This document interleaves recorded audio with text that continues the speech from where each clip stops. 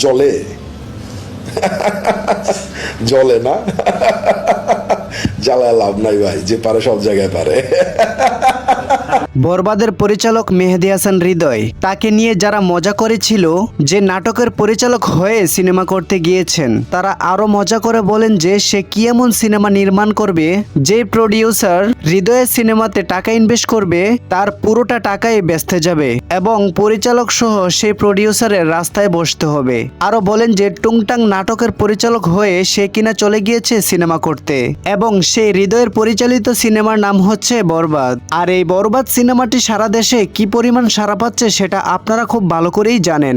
দেশের প্রত্যেকটা সিনেমা হলে চলছে শুধুই বরবাদ। বরবাদ সিনেমার কারণেই যেন অন্য সিনেমাগুলো পাত্তাই পাচ্ছেন না। এখন এই পরিচালকের সফলতা দেখে তাদের জন্য পায়জামা ঢিলা হয়ে গিয়েছে এবং সাংবাদিকরা যখন মেহেদী হাসান হৃদয়কে প্রশ্ন করেছিলেন যে যারা আপনাকে নিয়ে মজা করেছিল এখন কি তারা আপনাকে ফোন দেয়, আপনার খোঁজ খবর নেয়, আরো জিজ্ঞাসা করে যে আপনার এই প্রথম সিনেমায় এত সফলতা অর্জন করায় তাদের এখন কি অবস্থা, তখন সে লাইভে হাসতে হাসতে এই উত্তরটাই দেন, জলে জলে না জ্বালায় লাভ নাই ভাই, যে পারে সব জায়গায় পারে।